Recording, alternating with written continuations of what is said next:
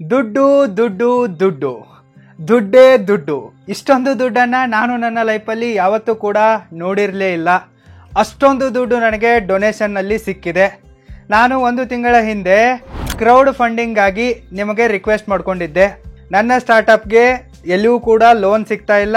ನಮ್ಮ ಎನಿಮೀಸ್ಗಳು ಸಿಗದೇ ಇರೋ ಥರ ಬ್ಯಾನ್ ಮಾಡಿದ್ದಾರೆ. ಅಂದರೆ ವೈರಸ್ಗಳು ಹಾಗೂ ಬ್ಯಾಕ್ಟೀರಿಯಾಗಳ ಸ್ಟಾರ್ಟಪ್ ಫೌಂಡರ್ಸ್ಗಳು ಮತ್ತು ಅವರ ಜಾತಿ ಧರ್ಮದವರು. ಸೊ ಅದನ್ನು ನಾನು ಲಾಸ್ಟ್ ಒಂದು ತಿಂಗಳ ಹಿಂದಿನ ವಿಡಿಯೋದಲ್ಲಿ ಎಕ್ಸ್ಪ್ಲೇನ್ ಮಾಡಿದ್ದೆ. ಸೊ ನಾನು ಎಲ್ಲ ಪ್ರೈವೇಟ್ ಇನ್ವೆಸ್ಟರ್ಗಳ ಹತ್ರನೂ ಹೋಗಿದ್ದೆ. ಆದರೆ ಅವರು ದೊಡ್ಡ ಜಾತಿವಾದಿಗಳಾಗಿದ್ದಾರೆ. ಅವರ ಜಾತಿಯ ಹುಡುಗರ ಸ್ಟಾರ್ಟಪ್ಗಳಲ್ಲಿ ಮಾತ್ರ ಇನ್ವೆಸ್ಟ್ ಮಾಡ್ತಾರೆ. ಮತ್ತು ಸ್ಟಾರ್ಟಪ್ ಇಂಡಿಯಾ, ಸ್ಟಾರ್ಟಪ್ ಕರ್ನಾಟಕ ಅಂತೂ ದೊಡ್ಡ ಸ್ಕ್ಯಾಮರ್ಗಳಾಗಿವೆ. ಸೊ ಅಲ್ಲಿ ನಿಯತ್ತಾಗಿ ಮಾಡೋ ಟ್ಯಾಲೆಂಟೆಡ್ ಸ್ಟಾರ್ಟಪ್ ಫೌಂಡರ್ಗಳಿಗೆ ಕೊಡಲ್ಲ. ಸೊ ರಿಕಮೆಂಡೇಷನನ್ನು ಇಟ್ಕೊಂಡು ಬಂದಿರೋರಿಗೆ ವೈರಸ್ ಹಾಗೂ ಬ್ಯಾಕ್ಟೀರಿಯಾಗಳ ಜಾತಿಯವರಿಗೆ ಮಾತ್ರ ಕೊಡ್ತಾರೆ. ಸೊ ಇದು ರಿಯಾಲಿಟಿ. ಇದನ್ನೆಲ್ಲವನ್ನು ನಾನು 2-3 ವರ್ಷಗಳಿಂದ ಹೇಳ್ತಾನೆ ಬರ್ತಾ ಇರುವೆ. ಮತ್ತು ಎಲ್ಲ ಕಡೆ ಬ್ಯಾಂಕ್ ಲೋನಿಗೂ ಕೂಡ ಅಪ್ಲೈ ಮಾಡಿರುವೆ. ಆದರೆ ಅಲ್ಲಿ ಯಾವುದೇ ಕಾರಣ ಕೊಡದೆ ನನ್ನ ಎಲ್ಲ ಲೋನ್ ಅಪ್ಲಿಕೇಶನ್ಸ್ಗಳನ್ನ ರಿಜೆಕ್ಟ್ ಮಾಡಲಾಗಿದೆ. ಸೊ ನನ್ನ ಸ್ಟಾರ್ಟಪ್ಗೆ ಫಂಡಿಂಗನ್ನು ರೈಸ್ ಮಾಡೋದಕ್ಕೆ ಬೇರೆ ಯಾವುದೇ ಆಪ್ಷನ್ನು ಇಲ್ಲದೇ ಇರುವಾಗ ನನಗೆ ಕಟ್ಟ ಕಡೆಯ ಆಪ್ಷನ್ ಇತ್ತು ಕ್ರೌಡ್ ಫಂಡಿಂಗ್. ಅದಕ್ಕಾಗಿ ನಾನು ನಿಮ್ಮ ಹತ್ರ ಕೇಳಿಕೊಂಡಿದ್ದೆ, ಇಷ್ಟು ದಿನಗಳ ಕಾಲ ನಾನು ಮಾಡಿದ ವಿಡಿಯೋಗಳಿಂದ ನಿಮ್ಮ ಲೈಫಲ್ಲಿ ಏನಾದರೂ ಸ್ವಲ್ಪನಾದರೂ ಬದಲಾವಣೆಯಾಗಿದ್ದರೆ, ವ್ಯಾಲ್ಯೂ ಆ್ಯಡ್ ಆಗಿದ್ದರೆ ಡೊನೇಟ್ ಮಾಡಿ ಅಂತ ಕೇಳಿಕೊಂಡಿದ್ದೆ. ಇದನ್ನು ನೋಡಿ ಕೆಲವೊಂದಿಷ್ಟು ಜನ ಡೊನೇಟ್ ಮಾಡಿದ್ದಾರೆ. ಅವರ ಹೆಸರುಗಳು ಇಂತಿವೆ. ನಂಬರ್ 1 ಸತೀಶ್ ಕೆ, ಇವರು 35 ರೂಪಾಯಿಯನ್ನು ಡೊನೇಟ್ ಮಾಡಿದ್ದಾರೆ. ನಂಬರ್ 2 ಸತೀಶ್ ಪ್ರಕಾಶ್ ಗೂಡನ್ನವರ್, ಇವರು 100 ರೂಪಾಯಿಯನ್ನು ಡೊನೇಟ್ ಮಾಡಿದ್ದಾರೆ. ನಂಬರ್ 3 ವಿಠಲ್ ಬಸವಂತಪ್ಪ ಹುಕ್ಕೇರಿ, ಇವರು ಕೂಡ 100 ರೂಪಾಯಿಯನ್ನು ಡೊನೇಟ್ ಮಾಡಿದ್ದಾರೆ. ನಂಬರ್ 4 ಅಲ್ತಾಫ್ ರೂಗಿ, ಇವರು 1000 ರೂಪಾಯಿಯನ್ನು ಡೊನೇಟ್ ಮಾಡಿದ್ದಾರೆ. ನಂಬರ್ 5 ಸುಮಂತ್ ಎಸ್, ಇವರು 100 ರೂಪಾಯಿಯನ್ನು ಡೊನೇಟ್ ಮಾಡಿದ್ದಾರೆ. ನಂಬರ್ 6 AB ನಾಗರಾಜ್, ಇವರು 500 ರೂಪಾಯಿಯನ್ನು ಡೊನೇಟ್ ಮಾಡಿದ್ದಾರೆ. ನಂಬರ್ 7 ವಾಯನ್ ಚೇತನ್, ಇವರು 500 ರೂಪಾಯಿಯನ್ನು ಡೊನೇಟ್ ಮಾಡಿದ್ದಾರೆ. ನಂಬರ್ 8 ಸಂದೀಪ್ MV, ಇವರು 200 ರೂಪಾಯಿಯನ್ನು ಡೊನೇಟ್ ಮಾಡಿದ್ದಾರೆ. ನಂಬರ್ 9 ಚೈತ್ರಾ ಕೋರಿ, ಇವರು 200 ರೂಪಾಯಿಯನ್ನು ಡೊನೇಟ್ ಮಾಡಿದ್ದಾರೆ. ನಂಬರ್ 10 ಶ್ರೀಕಾಂತ್, ಇವರು 1 ರೂಪಾಯಿಯನ್ನು ಡೊನೇಟ್ ಮಾಡಿದ್ದಾರೆ. ನಂಬರ್ 11 ಇರ್ಫಾನ್ ನದಾಫ್, ಇವರು 2 ರೂಪಾಯಿಯನ್ನು ಡೊನೇಟ್ ಮಾಡಿದ್ದಾರೆ. ಬರೀ 11 ಜನ ಮಾತ್ರ ಹಣವನ್ನು ಡೊನೇಟ್ ಮಾಡಿದ್ದಾರೆ. ಸೊ ಈ 11 ಜನರಿಂದ ಟೋಟಲ್ ಆಗಿ ನನಗೆ 2738 ರೂಪಾಯಿ ಕ್ರೌಡ್ ಫಂಡಿಂಗಲ್ಲಿ ಡೊನೇಷನ್ ಆಗಿ ಬಂದಿದೆ. ನನಗೆ ಕ್ರೌಡ್ ಫಂಡಿಂಗ್ನ ಮೂಲಕ ಹಣವನ್ನು ಡೊನೇಟ್ ಮಾಡಿದ ನಿಮಗೆಲ್ಲರಿಗೂ ಕೂಡ ತುಂಬಾ ಥ್ಯಾಂಕ್ಸ್. ನಿಮ್ಮ ಈ ಋಣವನ್ನು ಮತ್ತು ಡೊನೇಷನನ್ನು ನಾನು ಲೈಫ್ ಲಾಂಗ್ ನೆನಪಲ್ಲಿಟ್ಟುಕೊಳ್ಳುವೆ. ನಿಮ್ಮ ಬಳಿ ಅಂತೂ ನನ್ನ ನಂಬರ್ ಇದೆ, ಫೋನ್ಪೇ ನಂಬರ್ ಇದೆ, ಅದರ ಮೇಲೇ ನಂಬರ್ ಕೂಡ ಇದೆ, ವಾಟ್ಸಪ್ ಕೂಡ ಇದೆ. ಸೊ ನಿಮ್ಮ ನಂಬರ್ಗಳನ್ನು ನಾನು ಸೇವ್ ಮಾಡ್ಕೊಂಡಿರುವೆ. ಸೊ ನೀವು ನನಗೆ ಎನಿ ಟೈಮ್ ಕಾಂಟ್ಯಾಕ್ಟ್ ಮಾಡಬಹುದು. ನಿಮ್ಮ ಲೈಫಲ್ಲಿ ನಮಗೆ ಯಾವುದೇ ಥರನಾದ ಇನ್ಫಾರ್ಮೇಷನ್ ಬೇಕಿದ್ದರೆ, ಗೈಡೆನ್ಸ್ ಬೇಕಿದ್ದರೆ, ಹೆಲ್ಪ್ ಬೇಕಿದ್ದರೆ ನೀವು ನನ್ನನ್ನು 24x7 ಕಾಂಟ್ಯಾಕ್ಟ್ ಮಾಡಬಹುದು. ಅಟ್ಲೀಸ್ಟ್ ನಾನು 11 ಜನರ ಲೈಫಲ್ಲಾದರೂ ಬದಲಾವಣೆಯನ್ನು ತಂದಿರುವೆ, ವ್ಯಾಲ್ಯೂವನ್ನು ಆ್ಯಡ್ ಮಾಡಿರುವೆ. ಇದರ ಖುಷಿ ನನಗಿದೆ. ನಾನು ನನ್ನ ಕನ್ನಡ ಯೂಟ್ಯೂಬ್ ಚಾನಲ್ನಲ್ಲಿ ಸಾವಿರಾರು ವಿಡಿಯೋಗಳನ್ನು ಅಪ್ಲೋಡ್ ಮಾಡಿರುವೆ. ಸೊ ಇದರಿಂದ 11 ಜನರಿಗಾದರೂ ಲಾಭ ಆಗಿದೆಯಲ್ಲ, ಇದರ ಖುಷಿ ನನಗಿದೆ. ನಾನು ಸ್ಯಾಟಿಸ್ಫೈಡ್ ಆಗಿರುವೆ. I am happy. ನನ್ನ ಸ್ಟಾರ್ಟಪ್ಗಾಗಿ ಒಂದು ಲೈವ್ ಟೀಚಿಂಗ್ ಸ್ಟುಡಿಯೋವನ್ನು ಸೆಟಪ್ ಮಾಡುವುದಕ್ಕೆ ನನಗೆ 25 ಲಕ್ಷಗಳ ಹಣದ ಅವಶ್ಯಕತೆ ಇತ್ತು. ಅದಕ್ಕಾಗಿಯೇ ನಾನು ಕ್ರೌಡ್ ಫಂಡಿಂಗನ್ನು ಮಾಡಿರುವೆ. ಅದರಲ್ಲಿ ಬರೀ 2738 ರೂಪಾಯಿ ಮಾತ್ರ ಕ್ರೌಡ್ ಫಂಡಿಂಗ್ನಿಂದ ಕಲೆಕ್ಟ್ ಆಗಿದೆ. ಸೊ ಮಿಕ್ಕ ಹಣವನ್ನು ನಾನು ಹೇಗಾದರೂ ಮಾಡಿ ಬೇರೆ ಬೇರೆ ಕೆಲಸಗಳಿಂದ ಮತ್ತು ಬಿಸ್ನೆಸಸ್ಗಳಿಂದ ರಿಕವರ್ ಮಾಡಿಕೊಳ್ಳೋಕ್ಕೆ ಟ್ರೈ ಮಾಡುವೆ. So don't worry.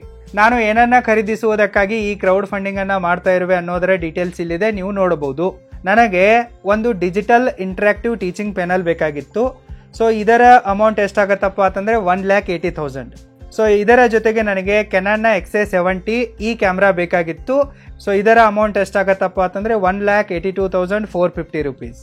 ಇನ್ನು ನನಗೊಂದು ಇನ್ವರ್ಟರ್ ಬೇಕಾಗಿತ್ತು. ಇದರ ಪ್ರೈಸ್ ಎಷ್ಟಾಗ್ತಾ ಇತ್ತಪ್ಪ ಅಂತಂದರೆ 32,500. ಇದರ ಜೊತೆಗೆ ನನಗೊಂದು ಚೆನ್ನಾಗಿರುವ ಲ್ಯಾಪ್ಟಾಪ್ ಬೇಕಾಗಿತ್ತು. ನಾನು ಐಸೂಸ್ ಕಂಪನಿಯ ಲ್ಯಾಪ್ಟಾಪನ್ನು ತೆಗೆದುಕೊಳ್ಳೋಕ್ಕೆ ನಿರ್ಧಾರ ಮಾಡಿದ್ದೆ.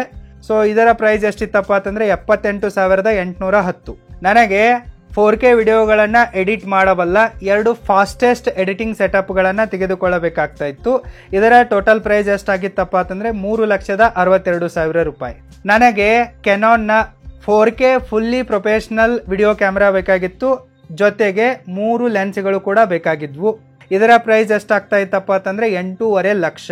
ನನಗೆ ಲೇಟೆಸ್ಟ್ ಆಗಿರುವ DJIನ 4K ಡ್ರೋನ್ ಬೇಕಾಗಿತ್ತು. ಇದು ಇಂಡಿಯಾದಲ್ಲಿ ಸಿಗಲ್ಲ. ಇದನ್ನು ದುಬೈಗೆ ಹೋಗಿ ತರೋಕೆ ನಾನು ಡಿಸೈಡ್ ಮಾಡಿದ್ದೆ ಮತ್ತು ಅಲ್ಲಿಂದ ಕೊಟೇಶನ್ಗಳನ್ನು ಕೂಡ ತೆಗೆದುಕೊಂಡಿದ್ದೆ. ಅದರ ಪ್ರೈಸು ಟ್ರಾವೆಲಿಂಗ್ ಕಾಸ್ಟನ್ನು ಸೇರಿಸ್ಬಿಟ್ಟು 2 ಲಕ್ಷ ಆಗುತ್ತೆ.